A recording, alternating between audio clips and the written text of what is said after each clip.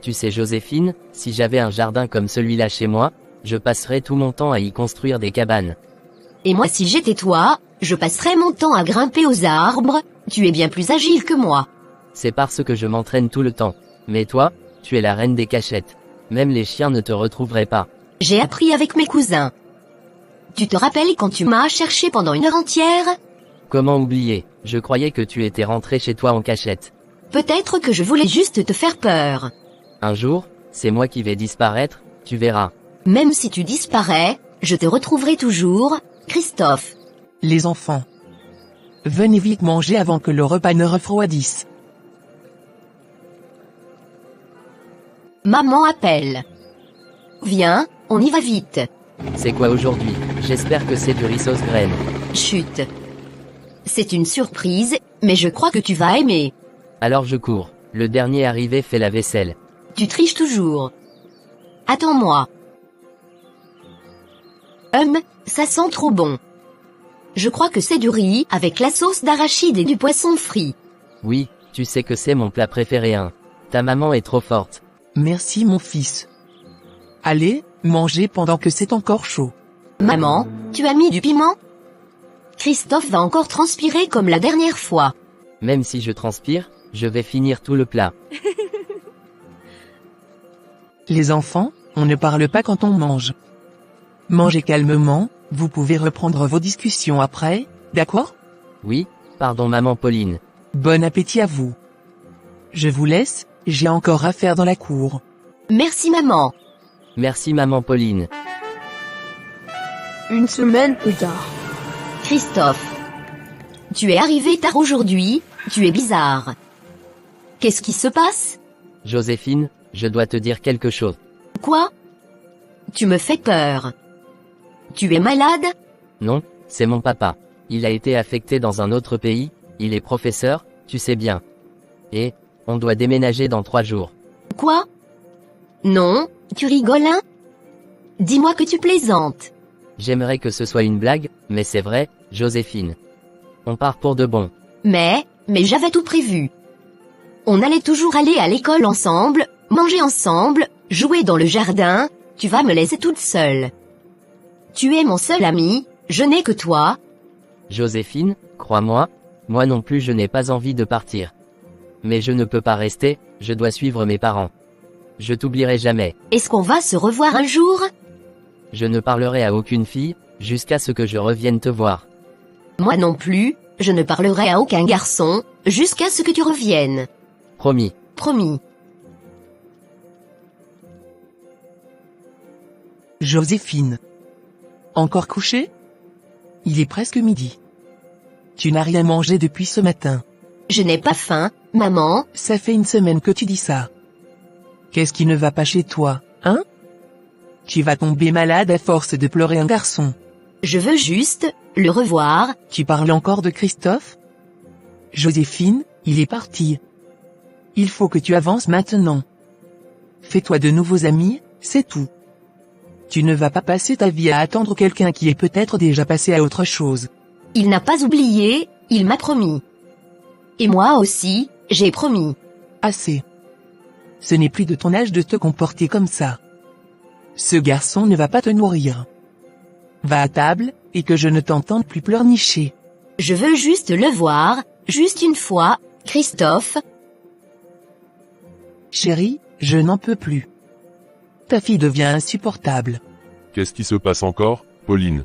Depuis le départ de Christophe, elle ne mange plus, elle ne parle plus, elle ne sort même plus dans la cour.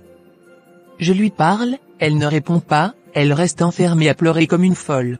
Je comprends, Pauline, c'est dur pour elle. Christophe était son meilleur ami. Ils étaient inséparables, depuis tout petit. C'est normal qu'elle réagisse ainsi. Non mais elle exagère. Ce n'est pas comme si le monde s'arrêtait de tourner. Elle peut se faire de nouveaux amis. Elle ne va pas mourir pour un garçon. Je t'ai entendu, laisse-moi juste finir ce que je fais ici, et j'irai lui parler. Je pense qu'elle a surtout besoin d'air. Peut-être qu'on pourrait faire un petit tour en ville avec elle, la changer d'environnement un peu. Elle n'a qu'à sortir jouer comme tous les autres enfants. Regarde dehors, Didier s'amuse, tous les enfants rient, courent, et Elle reste là à faire la veuve. Elle vient de perdre son meilleur ami, Pauline. C'est une enfant, mais elle a un cœur. Je suis sûr qu'avec un peu de douceur, elle s'ouvrira. Fais vite, hein. Sinon je vais la secouer moi-même. Tu sais que je ne suis pas patiente. D'accord, d'accord. Laisse-moi 2 minutes, et j'y vais. Ma princesse, Papa, ta maman est un peu inquiète, moi aussi, tu sais. Tu ne viens plus dehors, tu ne manges presque plus. Tu veux bien qu'on parle un peu? je veux juste revoir Christophe, papa. Je sais, ma fille. Je sais que tu l'aimes beaucoup, que vous avez tout partagé. C'est normal que tu sois triste. Mais tu ne peux pas te renfermer comme ça. Tu es encore une petite fille, tu as toute la vie devant toi. Mais il m'a promis qu'il reviendra. Et moi j'ai promis aussi. Mais, et s'il ne revient pas? Il tiendra sa promesse, tu verras. Et même s'il met du temps, tu n'es pas seul. Maman et moi, on est là. Et le monde ne s'arrête pas, Joséphine. Il faut que tu recommences à sourire, à vivre. Mais je n'ai plus envie de rire, papa. Tu sais quoi, habille-toi, on va sortir un peu tous les deux. Juste une petite balade, rien de plus. L'air frais va te faire du bien. Maintenant? Oui, maintenant. Sinon ta maman va venir ici avec le bâton. Et moi, je veux t'épargner ça. D'accord, papa, mais on rentre vite? Promis, juste un petit tour, et si tu veux, on passe acheter une glace. Une à la fraise? À la fraise, bien sûr. Allez, va mettre tes chaussures. Le temps a filé, et voilà Joséphine à 22 ans. Un soir, alors qu'elle était dans sa chambre, tranquille, un message inattendu est arrivé sur Facebook. C'était un numéro inconnu. Curieux, elle répond. Et là, son cœur s'arrête une seconde. Une seule phrase, c'est moi, Christophe. Sans réfléchir, elle appuie sur appeler. Elle veut entendre sa voix. Allô? Christophe, c'est vraiment toi. Oui, Joséphine, c'est moi. Je ne peux pas y croire. Tu m'as retrouvé. Après tout ce temps. Je n'ai jamais arrêté de te chercher. Chaque jour. Je t'ai cherché partout, Facebook, Instagram, même sur les vieux forums. Et aujourd'hui, Dieu m'a guidé jusqu'à toi. Tu te souviens de notre promesse? Comment oublier?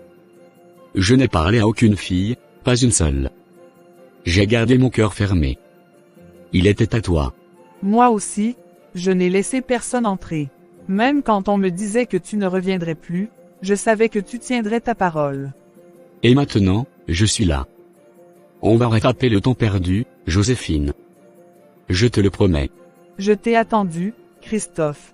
Et je suis prête. Maman, papa, vous ne pouvez pas imaginer qui vient de m'appeler. Hein? Ton visa est sorti? Non maman. Tu as signé un contrat quelque part. Un boulot, dis-nous. Non, ce n'est pas ça non plus.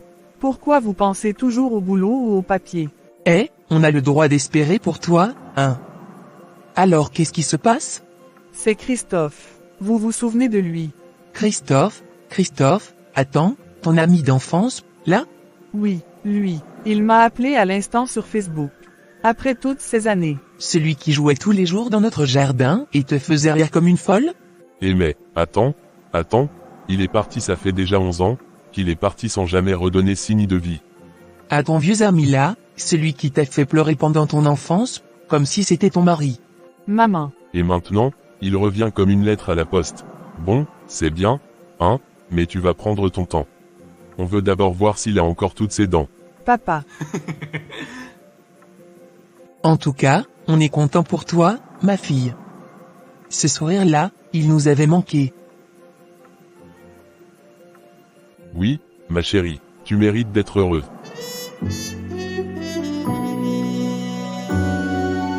Quelques jours après. Allô? C'est moi. J'espère que je ne te dérange pas. Tu ne peux jamais me déranger, Christophe. J'ai beaucoup pensé à toi depuis notre dernier appel, et je me disais, tu voudrais qu'on se voie? J'attendais que tu me le demandes. Je reviens au pays la semaine prochaine. On pourrait se voir à notre ancien café, celui de Monsieur Roger, si ça ne te cause pas de problème. J'y serai, et je t'y attendrai. À bientôt, Joséphine. À bientôt, Christophe.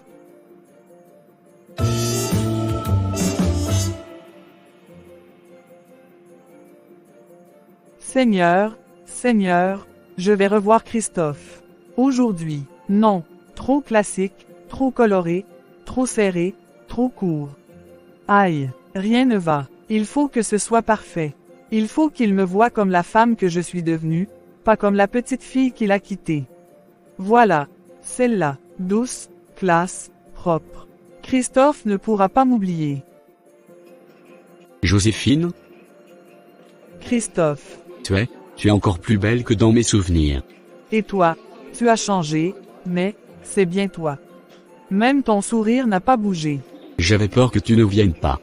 Moi, j'avais peur de me réveiller avant d'arriver ici. J'ai attendu ce moment toute ma vie. Tu veux t'asseoir? Tu sais, pendant des années, j'ai souvent imaginé ce jour. J'ai pensé à ce que je te dirais, mais maintenant que tu es là, je ne sais même plus par où commencer. Alors, commence simplement. Dis-moi ce que ton cœur veut dire. D'accord. Joséphine, tu m'as manqué. Vraiment. Chaque année, chaque anniversaire, chaque ville où je passais, je me demandais, et si Joséphine était ici? Moi, j'ai toujours gardé ton souvenir vivant. Tu étais partout avec moi. Dans mes pensées, dans mes rêves, dans mes prières. Est-ce que tu es fâché que je n'ai pas donné de nouvelles pendant toutes ces années? J'aurais pu l'être. Mais j'ai compris que la vie n'est pas toujours facile. Le plus important, c'est que tu es là aujourd'hui. Merci pour ta patience. Ton amour. Ton silence fidèle. Je suis revenu, pas juste pour un café, Joséphine. Je suis revenu pour réparer ce qu'on a laissé derrière nous. Tu n'as rien à réparer, Christophe. Tu es revenu, c'est tout ce qui compte. Tu me laisses une place dans ta vie, Joséphine? Elle t'a toujours appartenu. 3 jours après. Papa, maman, je vous présente quelqu'un. Ah bon? C'est qui ce jeune homme bien habillé là? C'est Christophe. Christophe, quel Christophe? Monsieur Inès, Madame Pauline, c'est moi. Christophe. Le petit garçon qui jouait ici, dans le jardin, il y a des années. Attends, notre Christophe? Celui qui a fait pleurer notre fille, pendant des mois quand il est parti? C'est lui, maman. Il est revenu. Mon Dieu, c'est vrai. Tu as tellement grandi, je ne t'aurais jamais reconnu dans la rue. C'est incroyable, tu étais tout petit, tout maigre, maintenant tu es un homme. Oui, les années ont fait leur travail. Et surtout, je suis revenu pour faire ce que je devais faire depuis longtemps. C'est-à-dire? Papa, maman, c'est avec lui que je veux faire ma vie. Christophe m'a demandé de l'épouser, et j'ai dit oui. Tu es sûr de ton choix? Plus que jamais. Alors nous n'avons aucune objection. Vous vous connaissez depuis l'enfance. On connaît sa famille, ce n'est pas un inconnu. Et puis, tu as souffert assez longtemps. Si ton bonheur c'est lui, alors nous vous bénissons. Merci beaucoup, monsieur, madame. Je ferai tout pour honorer votre fille et prendre soin d'elle. Il faudra, sinon c'est moi-même qui viendra frapper à ta porte. Il y a juste une chose que je voulais vous dire. Quoi encore? C'est mon pasteur qui va célébrer le mariage. Ton pasteur? Le grand là? Celui qu'on voit dans les grandes fêtes et cérémonies? Oui, c'est lui. C'est un homme de Dieu respecté. Il nous connaît bien, et je veux qu'il bénisse notre union. Eh bien. Si c'est lui, alors ça veut dire que le mariage va être grandiose. C'est une bonne chose. Si Dieu est au centre, tout ira bien. Merci pour votre confiance. On fera les choses dans la prière et dans la joie. Ma fille Joséphine, c'est toujours une joie de te voir. Et toi, jeune homme, tu es donc celui qui a volé le cœur de notre sœur? On peut dire ça comme ça, pasteur. Pasteur, c'est avec lui que je veux construire ma vie. Je suis venu avec lui vous l'annoncer, pour que tout se fasse dans l'ordre, selon la volonté de Dieu. C'est très bien, ma fille. Tu as toujours été fidèle dans les choses de Dieu. Et c'est important de commencer une union dans la lumière et la vérité. Félicitations à vous deux. Merci, pasteur. Nous voulons faire les choses bien, avec la prière, l'accompagnement, les conseils. Justement. Avant toute annonce à l'église, je propose que nous fassions quelques entretiens spirituels. C'est une tradition chez nous, et c'est surtout une grâce pour le couple. Le mariage est une grande chose, ce n'est pas seulement une fête, c'est une alliance devant Dieu. Je suis d'accord, pasteur. Je l'attendais même. Oui, bien sûr, je suis partant. Très bien. Je vous poserai des questions séparément aussi. Pas pour vous piéger, mais pour m'assurer que vous êtes vraiment unis dans l'esprit, dans la foi, et dans vos intentions. D'accord. Je veux que Dieu soit au centre, pasteur. Je veux un foyer qui glorifie le Seigneur. C'est la bonne voie. Je commencerai les entretiens des dimanches après le service. Et j'annoncerai devant l'assemblée que vous êtes fiancés et en préparation vers le mariage. Très bien, pasteur. Que le Seigneur vous guide. Je vais prier pour vous tout à l'heure, mais je vous encourage aussi à jeûner et à méditer la parole chaque jour ensemble. L'unité ne vient pas seulement du cœur, elle vient aussi de l'esprit. Amen, pasteur. Seigneur, pourquoi ai-je ce trouble en moi? Il parle bien, il sourit, il semble sûr, mais, il y a quelque chose. Père, je ne veux juger personne. Tu sais combien je suis heureux de voir ta fille Joséphine avancer vers le mariage. Mais ce jeune homme, il y a en lui un silence étrange, une retenue, il cache quelque chose. Seigneur, je te supplie, révèle ce que l'homme naturel ne voit pas. S'il y a un mensonge, une fausse identité, un piège derrière ce sourire, ouvre mes yeux avant qu'il ne soit trop tard. Même si cela doit blesser, mieux vaut une blessure aujourd'hui qu'un cœur détruit pour la vie. Tu as dit dans tes paroles, ce qui est caché sera mis en lumière. Alors expose, Seigneur. Démasque, révèle, dénude ce qui doit l'être, pour la gloire de ton nom et la protection de ta fille. Je vais veiller, je vais prier. Et je n'annoncerai rien tant que Dieu ne m'aura pas parlé. Prochaine séance. Merci d'être venu à l'heure. Nous allons commencer tranquillement. Ces moments ne sont pas des interrogatoires, mais des temps de vérité et de lumière. Alors, pour commencer, racontez-moi comment vous vous êtes rencontrés. Eh bien, on s'est rencontrés quand on était enfant. On jouait ensemble dans le jardin de ses parents. On allait à l'école, on faisait presque tout ensemble. C'est beau. Et tu te souviens où exactement vous vous êtes vus la toute première fois? Oui, bien sûr, c'était au terrain de foot, derrière l'école, on jouait et puis elle est arrivée avec son vélo. Non, ce n'était pas là, Christophe. Tu ne te souviens pas. C'était à l'anniversaire de mon cousin, chez nous. Tu avais renversé le jus sur ton pantalon et tu t'étais caché derrière le rideau. Ah, oui, c'est vrai, j'avais oublié ce détail-là. Oui, maintenant ça me revient. Et après tout ce temps, comment vous vous êtes retrouvés? C'est toi, Christophe, qui l'a recontacté, c'est bien cela? Oui, exactement. Je l'ai cherché sur Facebook, j'ai parcouru plusieurs profils, et quand j'ai vu sa photo, j'ai su que c'était elle. Tu as utilisé quel nom pour la trouver? Parce que Joséphine a changé de compte il y a quelques années, si je ne me trompe pas. C'était toujours son nom de profil d'avant, Josie Princesse, je crois, ou quelque chose comme ça. Non, ça c'était mon ancien compte du collège. Mon Facebook actuel, je l'ai créé il y a 4 ans avec le nom, FillerHD. C'est celui que tu as utilisé pour m'écrire, non? Ah, oui, c'est bien celui-là. Je me suis trompé, pardon.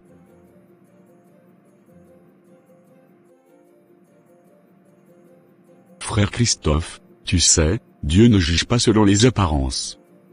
Mais moi, je suis appelé à veiller sur ses enfants. Et parfois, certaines imprécisions révèlent des zones d'ombre. Je comprends, pasteur. Peut-être que j'étais un peu stressé. Ce sont de vieux souvenirs, vous savez. Ne t'inquiète pas, moi je me souviens de tout. C'est normal que tu oublies quelques détails. Ma fille, l'amour rend parfois aveugle, mais Dieu, lui, voit tout. Continuons de prier ensemble. Le Seigneur vous protégera. Merci mon pasteur. Deuxième séance d'entretien. Bienvenue à vous deux pour cette nouvelle séance. Aujourd'hui, nous allons aller un peu plus en profondeur. Vous savez, se marier, ce n'est pas seulement se dire oui. C'est s'unir dans la vérité, devant Dieu. Christophe, Les beaux-pères ont l'habitude de donner de noms à leurs gendres. As-tu un autre aussi? Ah, il m'appelait, le ministre, je crois, parce que je parlais beaucoup.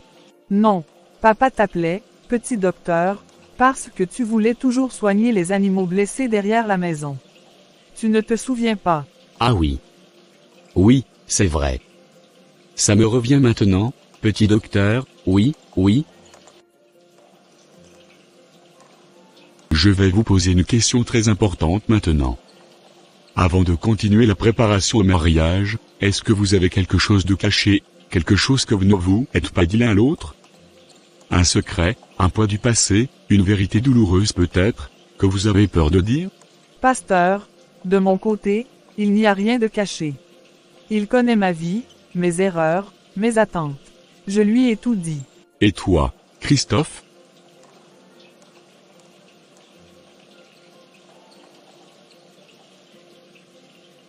Moi aussi, pasteur. Je n'ai rien à cacher. Tout ce que je suis, elle le connaît déjà. Très bien. Alors je vous le redis, le mariage chrétien, c'est une alliance devant Dieu. Pas une simple fête, pas une formalité. C'est s'engager à vivre dans la vérité, la fidélité et la lumière. Si jamais vous cachez quelque chose aujourd'hui, cela ne restera pas éternellement caché. Car ce que l'homme dissimule, Dieu finit par l'exposer. Pasteur, je comprends ce que vous voulez dire. Mais je crois en Christophe. On a passé beaucoup d'années séparés. Il peut avoir oublié certains souvenirs. Moi je me souviens de tout, mais lui, peut-être que le temps a effacé certaines choses. Merci de me comprendre. Très bien. L'annonce a déjà été faite à l'église. Vous êtes officiellement en préparation de mariage. Il ne reste que 2 séances à faire. Prenez ce temps aussi pour prier, pour vous examiner devant Dieu. Car le Seigneur ne bénit pas une alliance fondée sur le mensonge. Amen, pasteur. Allez dans la paix du Christ. Et que Dieu éclaire votre chemin. Christophe, qu'est-ce qui ne va pas? Pourquoi on s'est arrêté comme ça, au beau milieu de la route? Joséphine, je voulais te parler de quelque chose depuis un moment. Et je n'en peux plus de garder ça pour moi. Tu me fais peur là, parle, je t'écoute. Tu sais que je t'aime, hein? Tout ce que je fais, c'est pour toi, pour nous. Mais, franchement, est-ce que c'est vraiment nécessaire que ce soit ce pasteur-là qui nous fasse le mariage? C'est à propos des entretiens. C'est à cause de ces questions, c'est ça. Oui, exactement. Tu as vu comment il me regarde? Il me pose des questions sur des trucs qui datent d'il y a des siècles. Des souvenirs d'enfance, des détails, qui n'ont aucun rapport avec notre vie aujourd'hui. Mais, ce sont des questions normales, Christophe. Il veut juste s'assurer qu'on se connaît bien. Que notre union est vraie. Oui mais, il insiste trop. Il me rend mal à l'aise. On dirait qu'il veut me piéger. Et le pire, c'est qu'il agit comme s'il voyait quelque chose de mauvais en moi. Comme s'il savait un truc. Chérie, calme-toi, je t'en prie. Tu sais, c'est un homme de Dieu. Son rôle c'est aussi de sonder les cœurs. Mais ça ne veut pas dire qu'il te juge. Il nous reste juste 2 séances. Après ça, on sera mariés, unis pour toujours. Et personne ne viendra à la maison nous poser des questions. Tu es sûr? Tu crois qu'on peut vraiment faire abstraction de tout ça après? Oui, ce qui compte, c'est toi et moi. Et Dieu. Le reste, ce sont juste des étapes.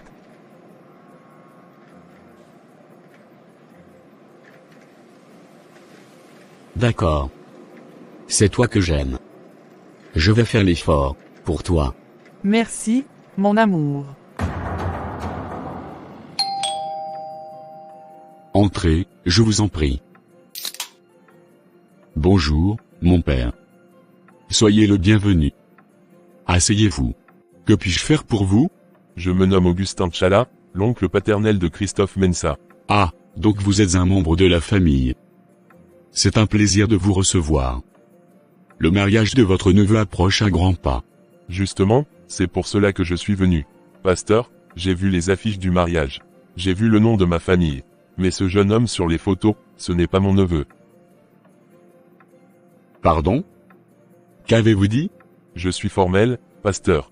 Ce garçon n'est pas Christophe Mensa, mon neveu.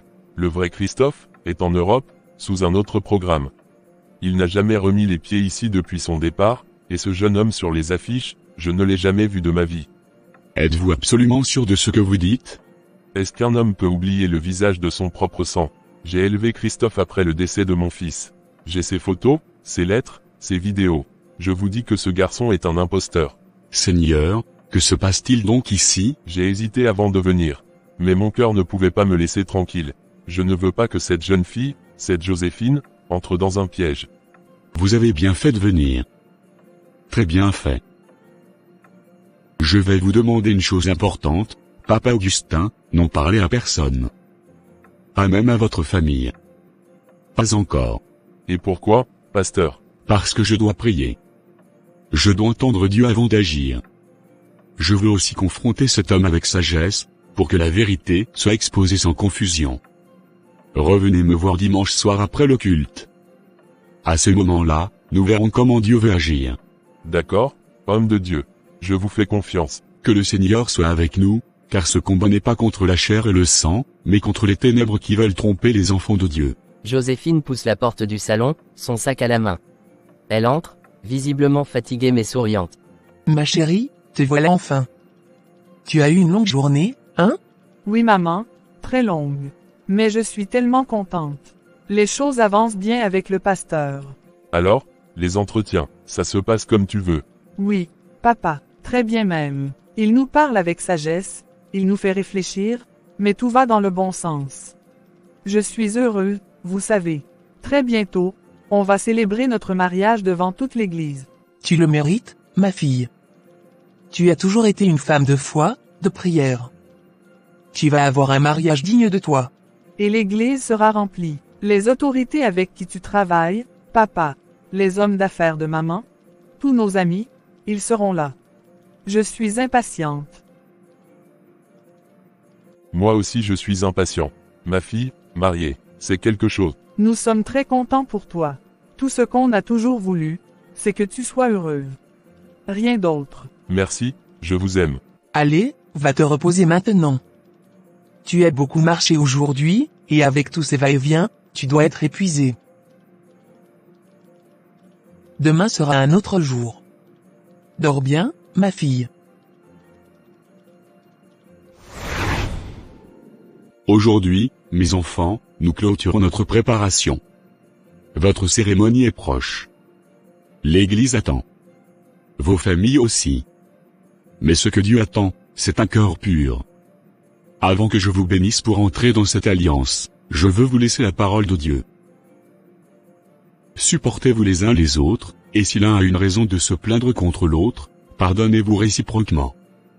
Comme Christ vous a pardonné, pardonnez-vous aussi.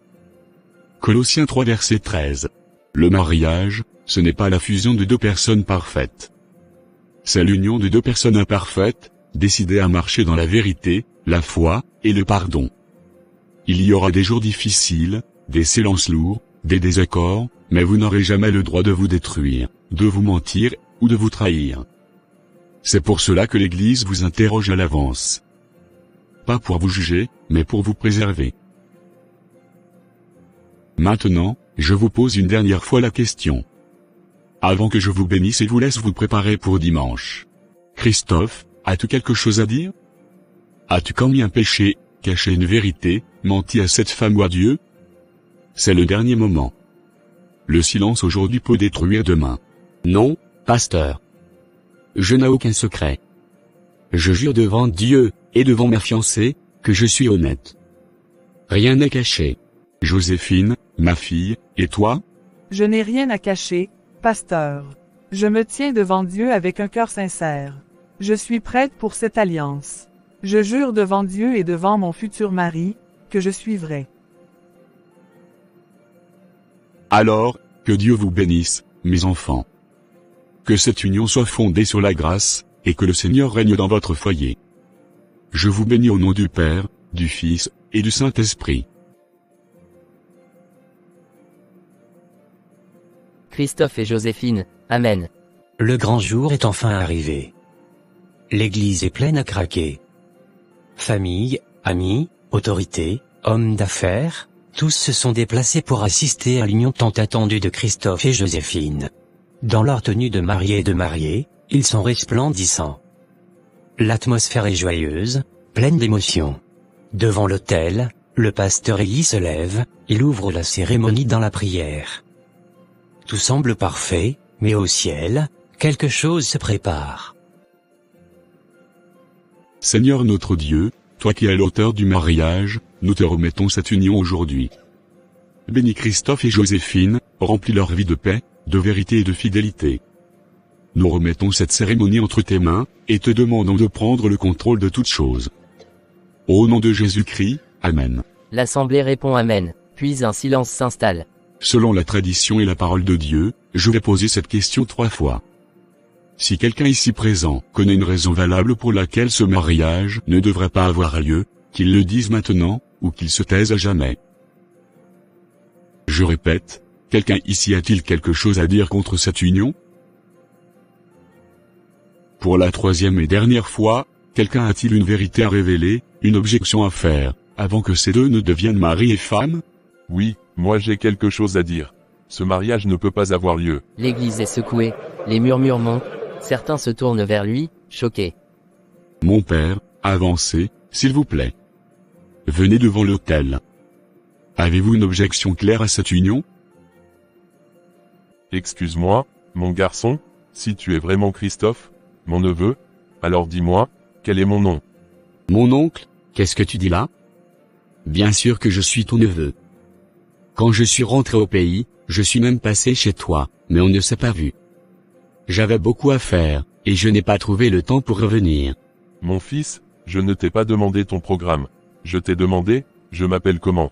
Dis-moi mon nom. J'ai l'habitude de t'appeler mon oncle. Ton vrai nom, j'ai pas gardé ça bien dans ma mémoire.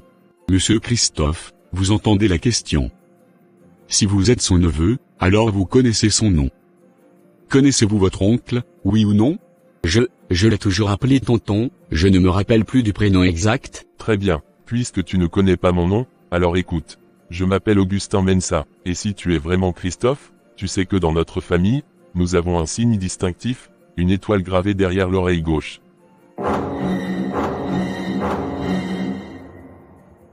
C'est moi-même qui ai fait ce signe-là sur Christophe quand il était enfant. Tous les hommes de la lignée Mensa l'ont. Alors maintenant, montre-nous cette étoile, et prouve devant Dieu, devant l'Église, et devant cette femme, que tu es bien Christophe Mensa. Monsieur Christophe, pouvez-vous nous montrer ce signe? C'est la seule façon de prouver votre innocence et de faire taire les doutes ici présents. Christophe, s'il te plaît, dis quelque chose, montre-leur, je t'en supplie. Il ne peut pas, parce qu'il n'est pas Christophe. Vous pouvez me croire, ou ne pas me croire, mais la vérité, c'est qu'il y a eu un accident. Une blessure à la tête, et pendant mes traitements, ce signe a disparu. Très bien. Si tu as eu un accident à cet endroit, alors il devrait y avoir une cicatrice. Car toute blessure laisse une marque. Christophe, tourne la tête, s'il te plaît. Que je vois derrière ton oreille gauche. Il n'y a aucun signe. Aucune cicatrice. Aucune trace. Mon fils, dis la vérité. Qui es-tu réellement? Pourquoi as-tu pris cette identité? Pourquoi trompes-tu cette femme, cette assemblée, et ton Dieu? Parle, tu ne peux plus fuir maintenant. Inès, tu vois ce que j'entends? Notre fille. Ils sont en train de détruire sa vie devant tout le monde. Je sais, Pauline, moi aussi je suis bouleversé. Il y a des ministres ici, des ambassadeurs. Des gens qui nous respectent. Tu te rends compte? Comment on va faire face à ça? Comment elle va faire face à ça? Calme-toi, ce n'est pas le moment de perdre le contrôle. On est ses parents, on doit être fort pour elle. Et toi, tu restes là? Tu ne fais rien? Tu ne dis rien? Elle est là-bas, seule, humiliée? Je ne peux pas, je ne peux même pas marcher jusqu'à l'hôtel, j'ai mal, Pauline. Mais je ne veux pas que notre douleur devienne un autre scandale. Notre fille était si heureuse. Elle avait foi en ce mariage, elle avait foi en son garçon. Je le sais, mais Dieu a permis que la vérité éclate avant qu'il ne soit trop tard. C'est dur, Mais c'est une grâce. Ne l'oublie pas. Tu as raison, prions pour elle. Faux Christophe, fond de lui, il sait que c'est terminé. Pris de panique, il tente alors de fuir. Il descend précipitamment les marches de l'hôtel, court vers la sortie, mais il ne savait pas que le pasteur Élie et Augustin avaient tout prévu. Aux portes de l'église, des gardes solides l'attendent. Dès qu'il s'approche, ils l'interceptent violemment. Il tente de se débattre, en vain. Le faux Christophe est alors ramené de force devant l'autel, sous les yeux stupéfaits de toute l'assemblée. Mon fils, Dieu pardonne tout. Mais comme le dit la parole, connais la vérité, et la vérité te rendra libre. Dis la vérité, ici, maintenant, et laisse Dieu juger. Je m'appelle Florent Cacpo. Il y a de cela 11 ans, je vivais dans une ville où personne ne me connaissait. Je souffrais.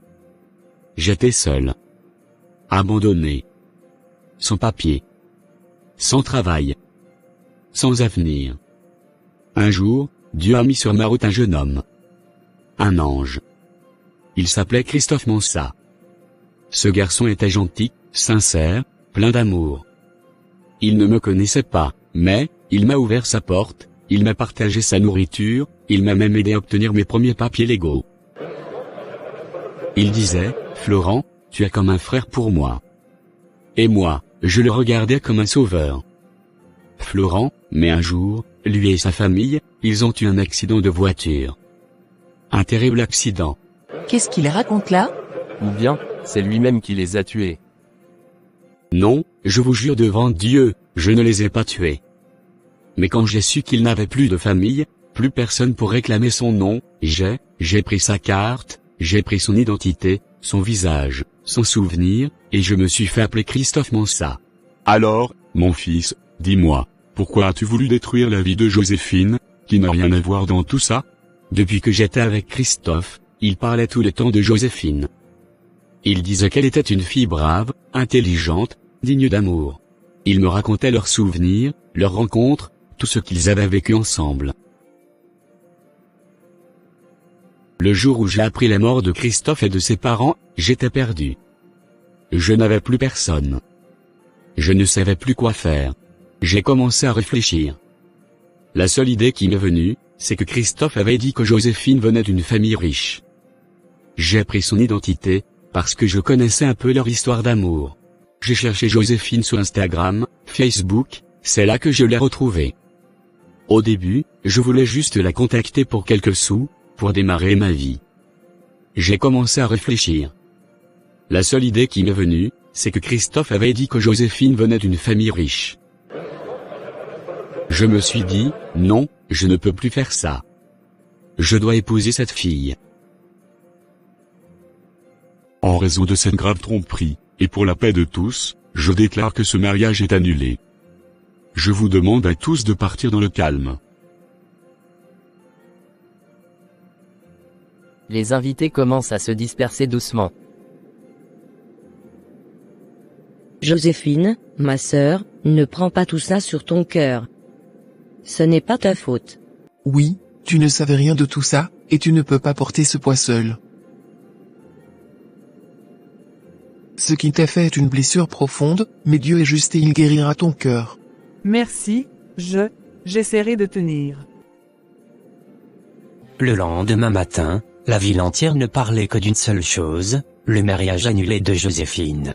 Les journaux, les radios, les sites internet, les réseaux sociaux, partout, l'histoire s'était répandue comme une traînée de poudre. Une jeune femme trahie devant l'autel. Le pasteur qui a stoppé un faux mariage en direct. Une imposture dévoilée devant des centaines de témoins. Ma fille, tu ne peux pas continuer comme ça, enfermée, à pleurer tous les jours. Tu dois sortir, respirer un peu. Mais Joséphine, tu es notre fille. Ton bien-être est plus important que tout. On veut juste que tu ailles mieux. On a discuté, et on pense que tu pourrais faire un petit séjour. Peut-être en Amérique, ou en Allemagne. Changer d'air te ferait du bien. Non, papa, non maman. Je ne partirai nulle part. Même si les gens parlent, Même si je me suis humilié devant tous, je resterai ici. C'est courageux, ma fille. Mais n'oublie pas que tu n'es pas seule.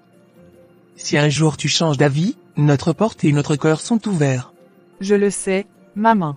Je vous aime. Mais je ne veux pas fuir. Je ne veux pas laisser cette histoire détruire ma vie. Je dois affronter tout ça ici, là où ça s'est passé. Et tant que Dieu nous prête vie, on sera toujours à tes côtés. Merci, merci pour tout. Je vais tenir bon, je vous le promets.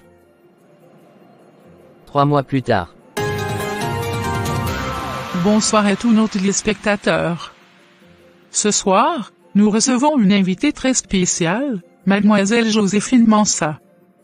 Bonsoir Joséphine, et merci d'avoir accepté cette invitation. Bonsoir, merci à vous de me recevoir. Vous êtes devenue, malgré vous, le visage d'une histoire qui a marqué tout le pays. 3 mois après, comment allez-vous? Par la grâce de Dieu, je vais mieux. Ce n'était pas facile, mais je me relève, jour après jour. Ce que vous avez vécu ce jour-là devant tant de personnes était extrêmement dur. Que souhaitez-vous dire aujourd'hui à toutes les jeunes filles qui vous regardent? Je veux leur dire ceci. Ne laissez jamais l'excitation d'un mariage vous faire oublier l'essentiel. Un mariage, ce n'est pas une robe. Ce n'est pas une belle salle. Ce n'est pas des invités ni des décorations. Le mariage est une alliance devant Dieu. Et c'est pour cela qu'il faut prier, se faire accompagner spirituellement, et connaître profondément celui qu'on veut épouser. Avez-vous un conseil particulier, à partir de votre propre expérience? Oui, ne laissez jamais les apparences vous tromper. Même quand l'amour semble sincère, prenez le temps de connaître sa famille, de voir d'où il vient, de parler avec son entourage. Et surtout, remettez toujours votre relation entre les mains de Dieu.